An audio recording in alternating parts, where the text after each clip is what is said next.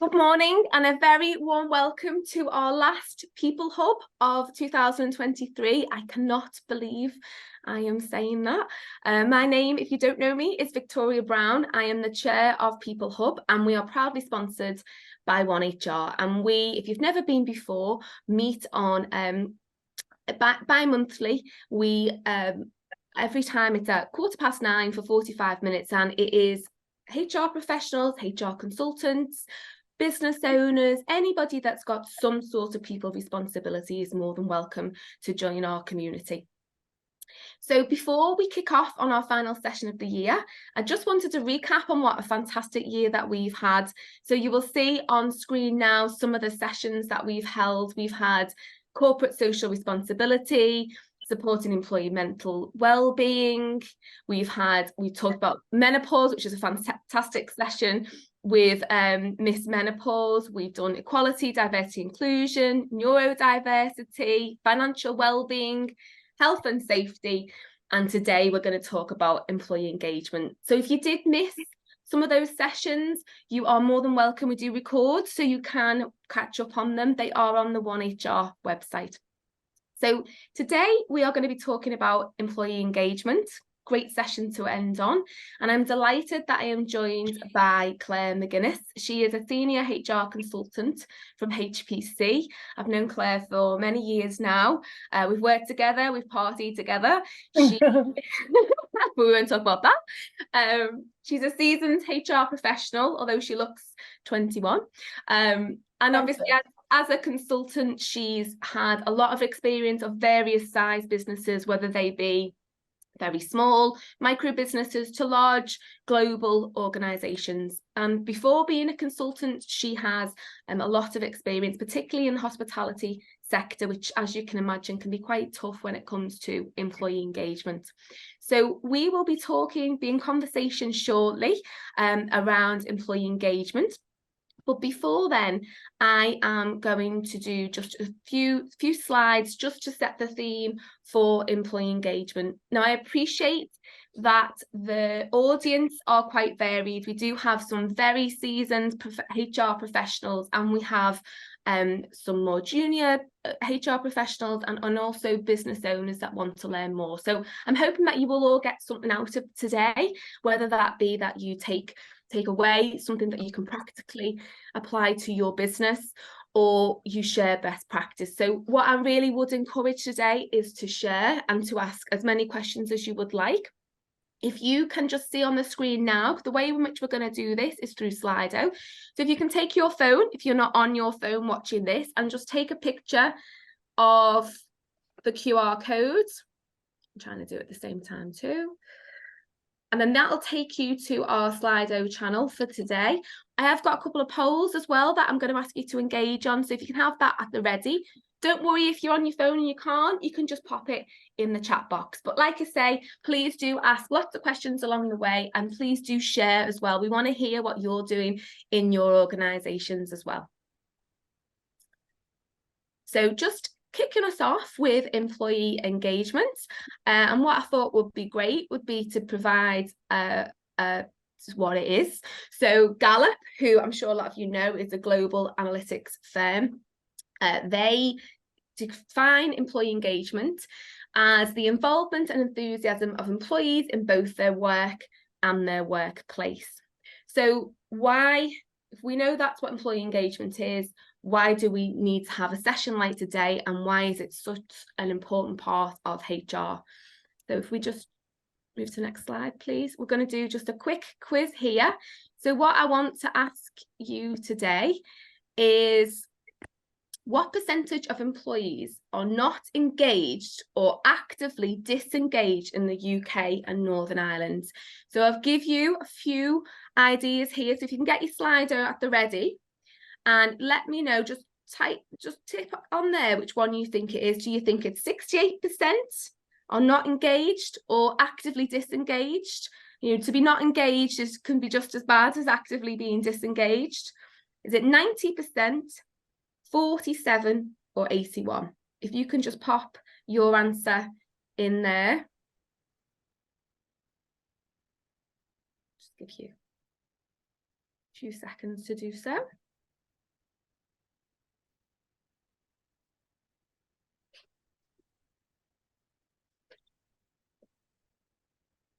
Okay, do we have the... Oh, what? Do you know what? Everyone's very clever on this session today, aren't they? So we've got 36% of people. Can we just go back to that slide again? Sorry. 36% or say 90%. Mixture, obviously, the next one is 68% feel that we are actively disengaged. But if we go back onto the next slide, we will see that it is actually shockingly, I mean, I was quite shocked when I looked at these stats this week as well. It's 90%. So we've only got 10% of the workforce that are currently engaged. 76% are not engaged. So they're not engaged, they're not actively disengaged, they just don't really care. They're just doing the motions, you know, your 9 to 5, work to rule type person. But then you've got 14% of people that are actively disengaged. They're the toxic people within your organisation that can be extremely dangerous. Let's just got one more question for you here. So the next one is, what percentage of the UK workforce experience daily stress? So again, if you can just pop onto your Slido, and we have 25%. So this is on a daily basis, they would report that they experience daily stress. 14%, 38%, or 44%. So just give you a little minute to have a think about that and pop your answer in there.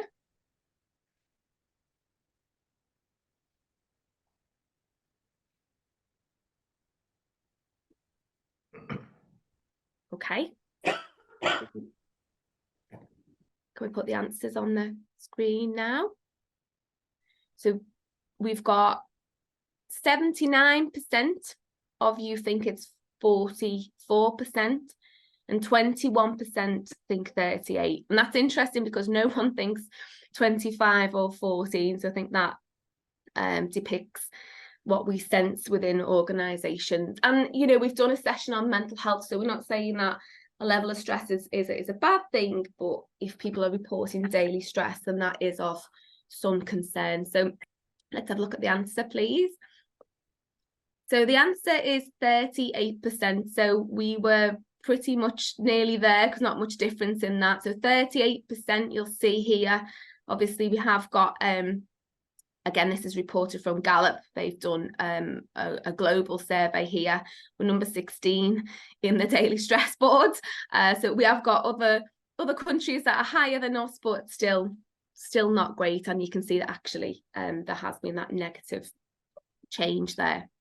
Okay, so what do we see? So if we see, if we can move to the next slide, please. If we see our, from a percentage perspective, if we've got disengaged employees, then we're going to have 30% of new starters planning to leave us within the first year.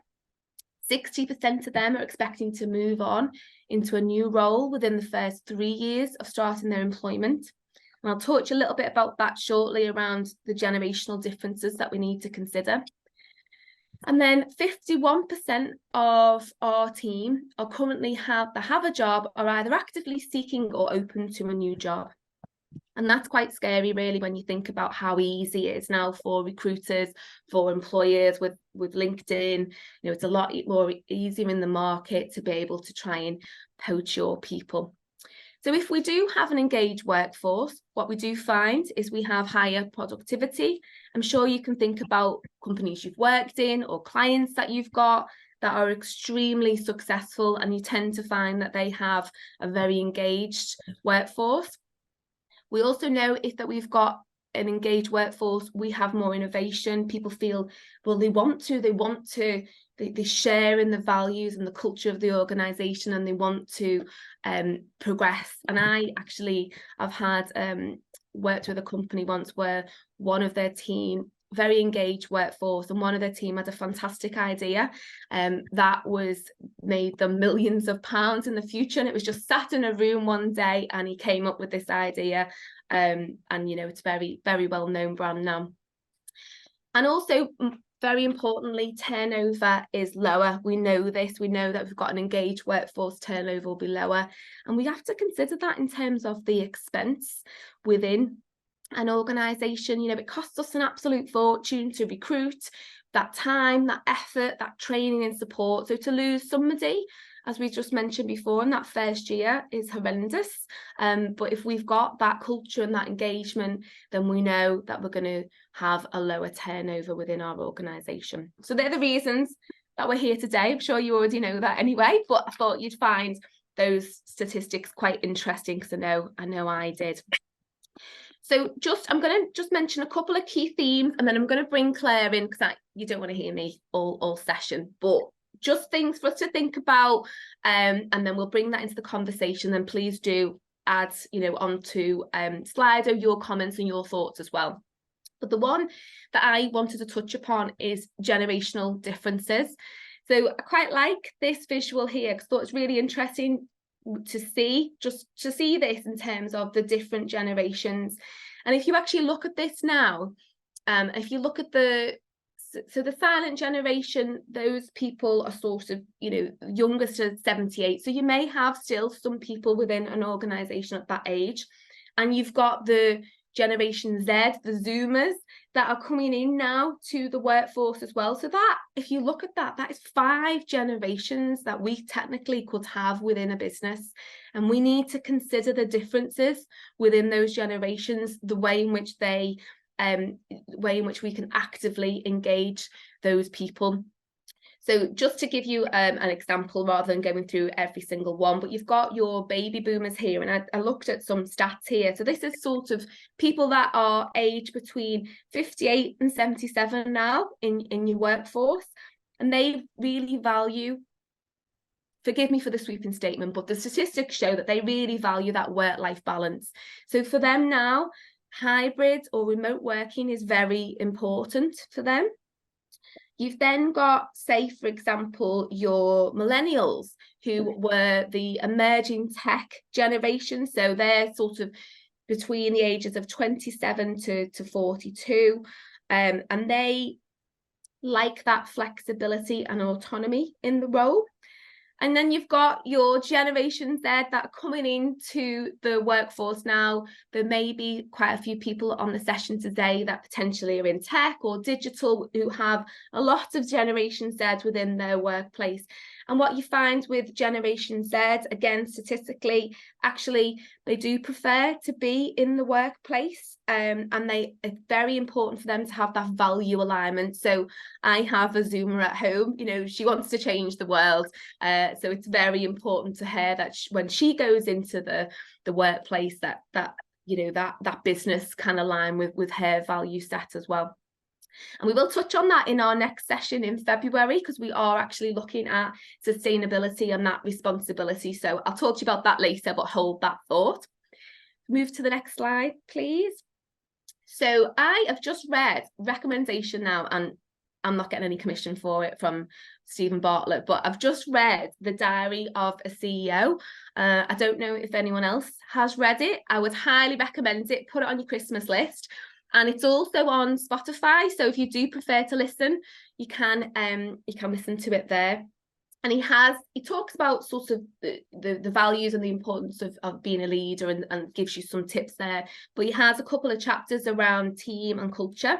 So I just picked on this because I thought it's really important, because when we're talking now, and when Claire is brought into the conversation, culture is massively important when we're talking around employee engagement. It is the core. It's very important that if we've got a toxic culture, then we've got a disengaged workforce, or just not engaged workforce, as we've just looked at then. So here I thought was really interesting, where it said, if the culture is strong, new people will become like the culture. If the culture is weak, the culture will become like the new people. And if you think about that, I know I can think of many occasions where that has happened, where the culture's not or there's been subcultures within an organisation, and it took one person, one bad apple, to come into that organisation, and all of a sudden you've got your high flyers, who you thought were engaged employees, not behaving in the same way anymore. So it's interesting. Hold that thought, and we'll talk about that a little bit later on again. And then we've got, I had to put this on. How could I not put this theorist on? Simon Sinek. I'm sure quite a lot of you have read his book. And he start with why. He talks about it in marketing. He talks about it in organizations. And he has this golden circle. I couldn't believe, actually, because this is from 2013, but it's still as relevant now as it was 10 years ago. When we talk about culture, it's very, very important that we are very clear on our values, on our vision.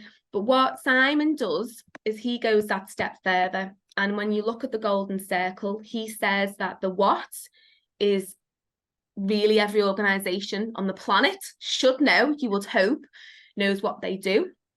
They know their products, who they sell it to, and the services they offer. Some organisations hopefully know how they do it, and that tends to be, you know, when your organisation talks about their USP, what makes them different, sets them apart from their competition. It's not necessarily going to wow somebody at interview that you know your USP. That's more obviously when you're trying to sell your product to someone. But the why is not few and far between what organisations actually have. The why nailed, and the why is not what you do, it's why you do it. And what you can't do as business owners, and I can see a few of them in the room today, you can't say to your staff, oh, well, my why is I just want to make loads of money, buy a yacht, and retire in the future, because that is not going to really motivate and engage your employees. And that probably is not the reason why you set your business up. I know it certainly was not the reason why I set mine up. So the why you really need to dig deep and think about that and be really clear on what is your purpose, what is your cause, and what is your belief, and why does your organisation exist. And if you can be clear on that and you can articulate and communicate that well throughout your business, you'll not only have engaged employees, but you'll also attract more customers as well.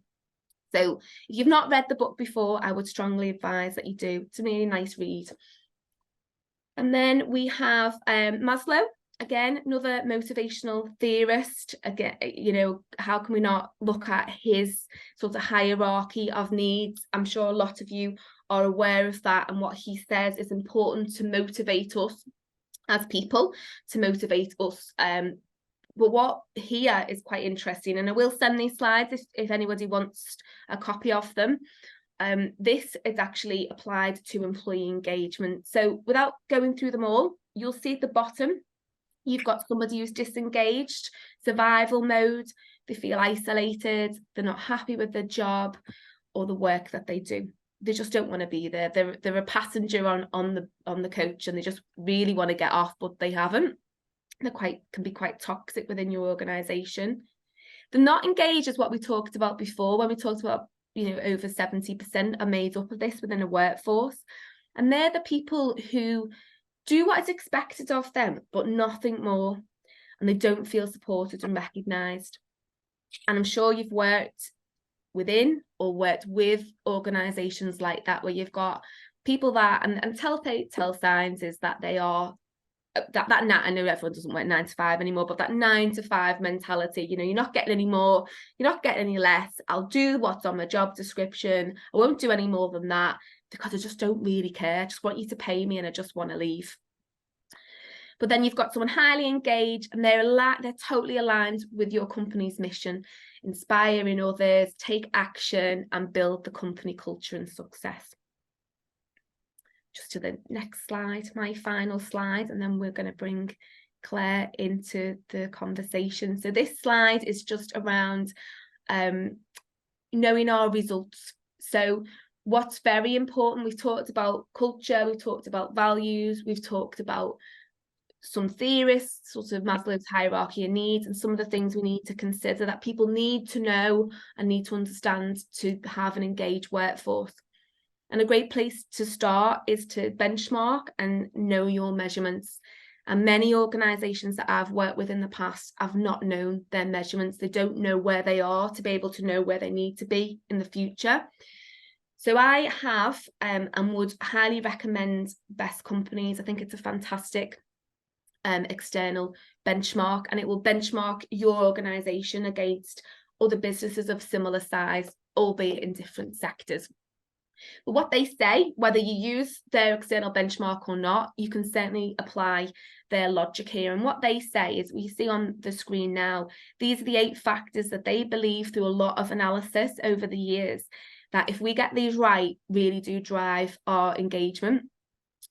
And they are leadership, my company, personal growth for people within the organisation, what that team looks like, the well-being, fair deal, to making sure that people are, paid correctly, the benefits are aligned, giving something back, so going back to that why and that charitable sustainability piece, and my manager, because sometimes we can get the leadership right, but it's not cascaded right down the organisation. So I'm going to leave it there. I just wanted to sort of give you a little bit of a flavour of some of the key themes of employee engagement. But what I really want you to be able to do is take some practical takeaways from this session today.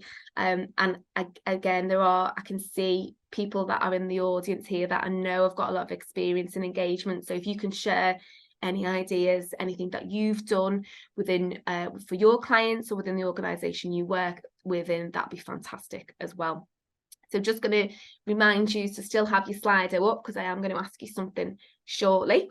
But I'm going to stop talking, and I'm going to bring Claire into the conversation now. So, hello, Claire. Hi, good morning, everyone. So we have need to get more practical now. So I know a lot of the community that are listening today would like to take away some initiatives so that they can build on them for scarily 2024. Yeah. So when you first talk to a client, or when you've been in-house as a HR manager in the past, where'd you start, Claire? What do you start with when someone's obviously needing to look at their employee engagement? Yeah, I think it's one of those things, employee engagement, isn't it, where everyone says, oh, it's just employee engagement. They feel as though it doesn't really count, or everyone's engaged. Or if you ask, when we first get a client joining, I always kind of tend to ask them, what's the feel of the culture at the moment? And it's sometimes difficult to gauge with business owners, because they are the owners of the business and they want to say, oh, they're all engaged, everyone's really happy. So I always try and get an employee's perspective, as well as the leadership team's perspective, on what the engagement is truly like. And I think sometimes I have to dig a little bit deeper into that, only to try and find out things like what the turnover's like, what their absenteeism levels are like, what kinds of benefits do they have in place, things like that, the usual things that everyone kind of associates engagement with. But also, what if they have good communication, if they're on hybrid models, and what communication they've got with people at home and people in the office, and how they keep things collaborative, and just in general trying to get an overview of what their true culture is like, and obviously to see how they're measuring that, on whether they do any engagement measuring in surveys or anything like that. So yeah, it can be tricky, because people will say, CEOs will say, oh no, it's a good culture. Some will be really honest and say, actually, we've got some problems. If they've got some employee relations issues, then they can tend to have a negative impact on the culture. So then I would work around what needs immediate attention, to try and weed those out, and have a look at it for what it really is. And I think it can be difficult for some business owners to truly open up and say, be honest, and get employee feedback, and be honest about what the culture is really like, and that they're willing to change it, or that they need to. And obviously there's some that say, we have got a really good culture, and they generally have. So it's it's been real mixed. And you've got to be really brave, haven't you, Claire, as well, to open up and do some form of employee engagement, whether that be internal or external. Sometimes people don't like what they hear, but I do really admire business owners and leaders that do Me too. Yeah, I do too, because you're basically giving your team or your workforce, no matter how big or small, the right to say what they want about you and your business. And if that's your baby, it's going to be personal as well. So yeah, same for me. I do with my business owners who are willing to open, be transparent and take the feedback and work on it. Whatever, not always easy. Sometimes making big decisions, big changes within the businesses. And it's a difficult conversation for you to have as well, isn't it? When you have got sort of, sometimes you will have quite a separation between the leadership of the exec team and actually what is really going on, and their maybe idea of the fantastic culture that they think their organization has. There's a disconnect within the business. So that it is, it can be. And I hate to say it, but I've done it loads of times. I've gone in with CEOs and said, it's actually not what you think it is. I hate to tell you this, but here's a number of issues. Here's the good stuff, but here's the bad stuff that unfortunately does outweigh the good stuff, because just negativity clouds. And so it's, lots of difficult conversations, but I think if you're open-minded to what the reason why we're doing these projects to improve employee engagement is to keep those high performers and to increase productivity and to get, to become ultimately an employer of choice and good place to work and all of those. So I think getting into the mindset of leaders and the management team on that the change is positive change, usually kind of going in with that strategy and then saying, if we have a look at what we need to fix in bite-sized chunks and achievable goals over a period of time. No one's saying we need to change, or we're going to change things overnight and have people re-engaged overnight, but putting strategies in place so that things are achievable. That's important, isn't it? I think that's key. It's those baby steps rather than trying to make massive changes overnight. And I think sometimes there is a concern that's going to cost a huge amount of money to be able to make those changes. Yeah, and it's not necessarily that, it can be, and it's not always things like people think, oh, what's your engagement like? Oh, it's great, we get ice creams in the summer and the usual stuff, or we have, I don't know, we wear hats on a Friday in the office. And although that's a contribution to having a fun environment and things like that, but I think now people are looking at, really, what can you do for me? What are you going to do for me to keep me engaged? Because we do need to up our game in terms of if we want to keep our top performers.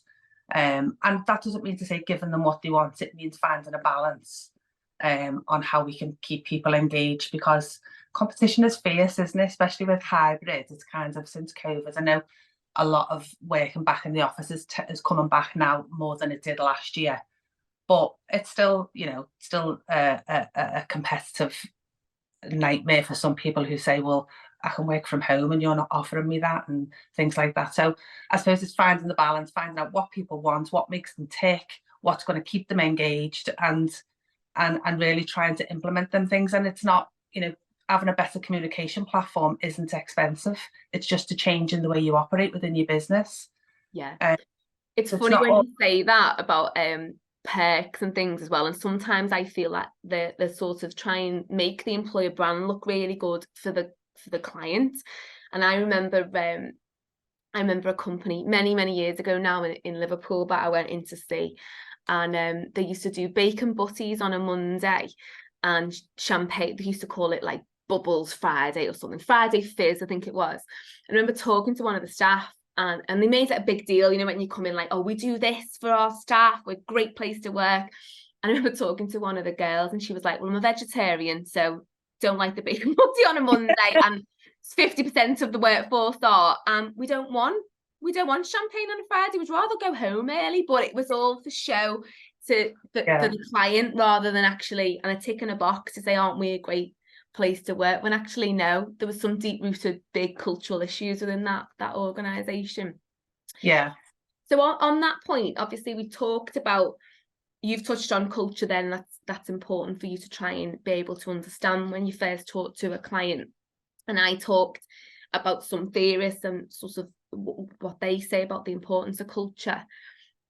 What do you find? Like, my experience, it can be difficult when you've got a subculture as well. And I it's interesting because I read, and I don't like, as you know, I'm not a football fan, but I am quite interested in Sir Alex Ferguson, and I think it was watching the Beckham documentary recently. I don't know if anyone has watched that, seeing a couple of nods at the moment, but it talked about Sir Alex Ferguson, and it's really interesting. So I did dig a bit deeper and read a bit more about him, and like he would remove, so he got rid of David Beckham at the peak of his career because he felt that he didn't meet the culture of that organization. Well, that's what it is, that football club anymore. He married Victoria. He was very interested in his own fame, and that didn't fit the culture and the values. And when you read, there are lots of other footballers that obviously Claire I don't know the name of, but that he transferred, where people were quite shocked because he knew to get rid of what we would call the sort of bad apple. And the same, Richard Branson said the same. I think you underestimate sometimes how much trouble one person can cause within an organization, and you can end up, can't you, with these subcultures and people that were highly engaged once that not interested anymore. So what have you found it from in that perspective? How do you even tackle it? Yeah, there's been different types of subcultures I've worked with clients, and that can be from working in hotels where they've took over. There's been mergers in hotels, and then you've got two different companies coming together, obviously with two very different cultures and ways of working, and it can be really, really difficult because you want to look at what's the good stuff, what have we got, and what do we want to keep. And the important thing about it, especially for our likes of our clients who are predominantly SMEs, so there's no big corporate to set standards and say this is the culture we want as a chain or a group. These are small businesses with between 5 and 20 people and staff, and some have got a few more, where that knock-on effect of the two cultures coming together can be really detrimental. So, and I think it's important for business owners to really go away and identify what culture do we actually want. So if it's this culture that I want, but that doesn't seem to be working because people are leaving all the time, what is it that we need? So, for me, there's only one way to find that out, and that is to ask people, and as well as asking people, what do you want and what do you like and what works well? It's asking, how do you feel that the culture is? And employees will be brutally honest, and they will say, you're not fair in this, or we don't get this, or our pay scales are not in line with the market and things like that. So you'll get brutal honesty. And I think looking at, as I said before, being transparent and saying, okay, this is where we are, this is where we need to be, and this is how we plan to get there in terms of the culture that we want. And really important for leaders to be setting that tone and leading by example. And if we're going to ask you to do things, then this is how we're going to demonstrate how we want it to be done. But one of those things, like you say, is if you've got that one person, doesn't matter if it's been a merger, a TUPE, two companies coming together, or just your general business where you've got one person who's been with you for, 10, 15 years, and they are, the heart and soul of the business. But with that can come an element of just some pure negativity, of we didn't used to do it like that, or we've never done it that way, or we did it this way, or when such a body used to work here, it was great then. And you've got this breeding into everybody within the business and everybody who's coming into the business. And for me, it's, having tough conversations with those people, trying to find out what the issue is. But ultimately, I'd be getting gone. I hate to be brutal with it, but for me, it's remove them. Bring you in to remove them. You're good at that. I know. Unfortunately, but no, if you've got those people whose behaviour breeds behaviour, and if that's negative behaviour, it will breed. And you can have happy people and positive people in there, but like I said before, the negativity clouds because you've got that one person who's always in the background chipping away at how rubbish a place it is to work. And I know it's not easy to be removing those people, and sometimes it can come at a bit of a cost. But if you look at the bigger picture of what the cost of that is and the damage that one person can do to your business, I think it's really hard to change mindsets of people like that. And you can put processes in place, and you know, I think it's too difficult to go in and try and change that mindset. So here's our process, and here's what we want you to do, and if you don't, then you don't belong, you're not a good fit, and recognizing that disconnect is important. No, I am totally on the same page as you, Claire, and I think managers, business owners, leaders have got to be brave sometimes, and you know, and I use that example, if Sir Alex Ferguson can transfer David Beckham, then we can do the same. And I found recently, it was really interesting, again, not pushing Stephen Bartlett's book, but he talked about 3 bars, the 3-bar rule, which I thought, that's brilliant, actually I'm going to apply that moving forwards. And what he said was, if you considered someone, so think about an employee in your business and think about if it was only them, and it was their value set, their skills, their attitudes to the organization, would the bar be raised, maintained, or lowered? And the point there being is, if it's lowered, they need to go because they're impacting on the culture of your organization. It's maintained, fine, you know, that's great. And if it's raised, then they need to be promoted. And that links back to my slide before around this generational piece as well. If we already know that quite a lot of people that now are in the workforce are thinking about their next move within the next 3 years, then the next move could be with you. You know, it's just making sure that that's aligned and you don't lose that talent. Yeah. But yeah, I thought that was quite good. 3-bar raise. So yeah. I mentioned 3 bars, Claire, you know. Yes, which bar I'm in when I get back. Raise, obviously, always. As long as we have champagne on a Friday, I'm happy, you know that. So you've talked about measuring and knowing your numbers, and I obviously mentioned an external benchmark then before, and this is key, isn't it, really? I mean, how you can possibly pull together an employee engagement strategy without really understanding how your people feel is beyond me. And I certainly wasn't suggesting in my slide earlier that everyone signs up to Best Companies after this session today.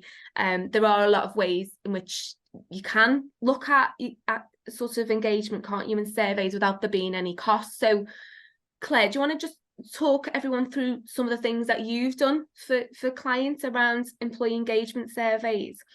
Yeah, I mean, depending on the size of the business, really.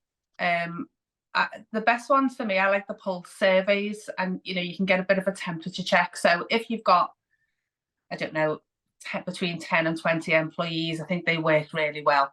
The people can still stay anonymous, and depending, it's really important on what questions you're asking. So if you're going to ask a question, do you like your boss? People are not going to want to answer it because they probably don't trust the fact that they're going to be able to remain anonymous. So nobody's after saying we want, you know, the dirt on everybody else and your colleagues. We just want to know what you think of the business and what you think of, you know, how do you rate our communication? How do you rate our learning and development? What is there that we could do to improve certain areas of the business? And ultimately looking at what those questions are, so as that we can get people to give us honest feedback that's going to help us. So there's no point in just doing a random survey and asking random questions and then to say, oh, we do surveys, we've given you a voice. We want to actually do something that works for the business, not just tick a box. So making sure that we get those questions right, and that can be 10 questions, it can be 20 questions, it can be as big or as small as you want, but as long as it's relative to what area you want to focus on. So doing something that may cover everything, so might be a bit too much, you know, looking at, do we want to put a focus on our learning and development, or do we want to put a focus on, we've heard a lot of grumblings around pay or benefits, so let's ask some questions around that. And getting that feedback of those pulse surveys, I think, works well with small businesses. But again, it's about being open to facing the reality of what feedback people are going to give you as well, what's really important. So, but yeah, in terms of the surveys, a lot of people don't like them. People think, oh, you know, we are just ticking a box, or I don't want to hear it. I've heard it all before. They're just going to moan about the pay, but people can be satisfied with the pay in work and still be disengaged. Pay isn't the all end all. Yeah. You know, you can be on really good pay and can't wait to go home, or dread going in, or, you know, you're not as productive as you should be. It's not all about that. It's not about thinking, oh, if I come away with this now, they're all just going to ask for more money.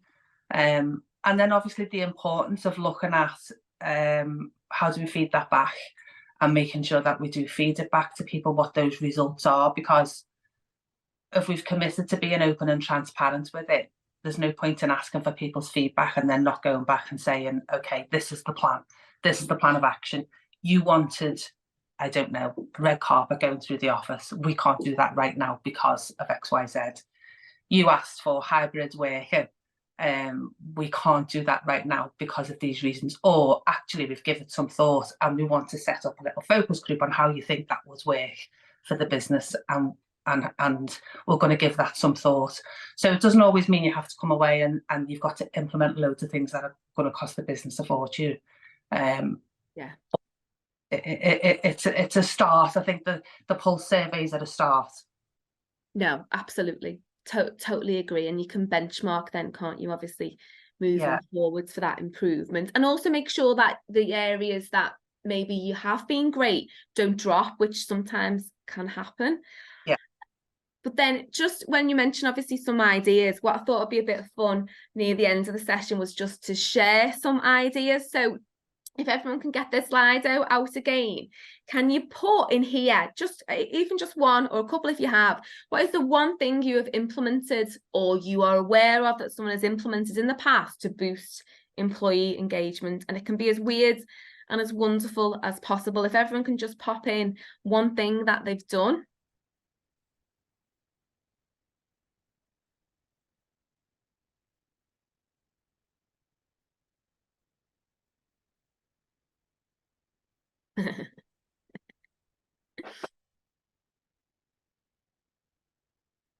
Oh, we must have more than this, more ideas than this. Claire, what other things have you done? Yeah, again, it depends on the size of the business and what people want, and I think it's really, really important to implement the fun side, and as people associate engagement with fun as well. And I know that the ways of working now is changing, as where one time people used to say we want half day, or we all want to go to the pub on a Friday, and some companies thrive on that, and that's what feeds their business in terms of teamwork and collaboration, and it's really important those social events happen. But a lot of people now are saying, you know, we'd love one day hybrid, or we'd love some kind of a communication platform within work, and nothing has to be overly expensive. But things that I've done in the past, and similar to what's on the screen, you know, the birthdays, paid birthdays is great, extra holidays, additional holidays. I think it's important that we look at the deeper level of engagement, and we're managing performance, we're doing those reviews, we're giving feedback, and we're aligning pay scales with that performance. Because like we said earlier, it's all right buying an ice cream on a Friday, but if you're not recognising the work that I'm putting in the business I'm potentially bringing in for you, and how great the job I'm doing, what's your plan to keep me? Because an ice cream on a Friday isn't going to keep me. So we have to go deeper, but those quick wins are great, because why can't you have both? You know, a big focus on well-being, and that doesn't mean to say I've got to now go and fork out for a gym membership. It can be just doing something else with fruit in the office on a Wednesday. You know, these wellness Wednesdays work well. Looking at, I don't know, menopause policies in the office that you've never had before, because we're a builder's yard, so why would we do that? We've only got 2 women. You know, those types of things, recognising what would actually benefit them. But you know, medical insurance is another big one. Again, something that is an additional expense to the company, but in the long run, it would keep me there. That's for sure. You know, just have to fork out $2,000 in the dentist. It would keep me there. The great little benefits like that you think, wow, this is a good place to work. And ultimately, it's why would I want to leave? If you're somewhere, it's why would I want to leave? I've got, you know, a good place to work here, and I think that's what we're striving for. But a lot of things around well-being, I think that's important, and making sure that we're training our colleagues, you know, on things like mental health first aid and those types of things, giving people the time to take to say, you know what, you can do your clinic thing today and have people in for half an hour for chats, an open door policy that gives people where they're not, oh, what are you doing away from your desk? You know, removing that mentality and giving people a little bit more freedom to do those nice things. And of, you know, some of the good stuff like enhanced maternity, that doesn't have to be astronomical, and it's a really good benefit, a really good perk. And paternity and enhanced sick pay, again, doesn't mean to say we've got to pay full company pay. Something like the, you know, the first 3 waiting days on a rolling 12 months isn't going to cost you the earth, but ultimately, if you're sick and that costs you a day's pay, people struggle to do that, don't they, to lose that. People and don't if you've want got a robust absence management process, then, you know, if you are fearful of people that do take advantage of that, then, you know, you've got your policies and procedures to support you in that regard as well, haven't you? Yeah, a couple of people have put here, like, I mean, one is, I know a lot of sort of particularly tech and digital businesses have like unlimited leave, or, you know, the ability to buy leave or sell leave. That can be really important for people, can't it, as well? They really value that time with their family. I know. I remember went back, you know, in the day in the hotels, and after the survey results came back, the feedback from that, there was you know, a whole team of housekeepers and porters who, let's be honest, were on minimum wage, weren't complaining about their pay. They were complaining about the facilities, and that we have to use those facilities twice a day, and they're really poor. So, you know, you don't have to knock walls down, giving that a lick of paint and putting, you know, nice things in there for people and making sure they've got a decent facility to get changed in. And, you know, I've done it before. We've put some hair dryers in, put some nice lights up, and new shower doors or curtains. And, you know, this stuff can all be cheap and cheerful. It doesn't have to cost, you know, this is small businesses as well. But can really, really change the opinion of people of saying, well, I'll go jump ship for 50 pence an hour more, because they actually care about people and where they're getting changed and what facilities they're given. So real basic stuff like that, which are also quick wins and really visible. You know, you can't see how you're changing the communication or implementing things behind the scenes, but for quick wins and the visible stuff is really good as well. Absolutely.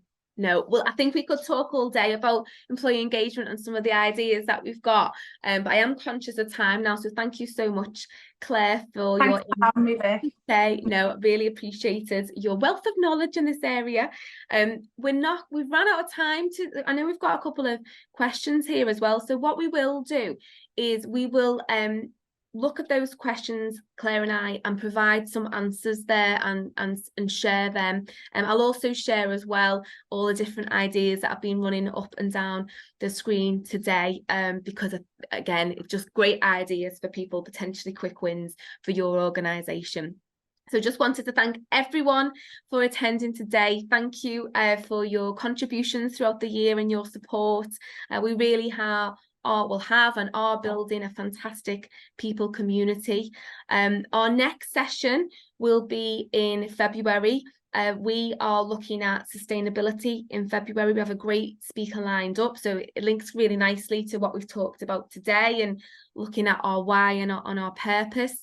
We will send you the information, but there is the QR code now, and we do have a LinkedIn and Facebook group as well, so you can join in that community, because we really would like you all to get to know each other, and again, you know, let's share best practice, let's learn a little bit along the way, and you know, have a bit of fun. So thank you, have a fantastic Christmas. Feel sick saying that, but have a fantastic Christmas, and I will see you in 2024.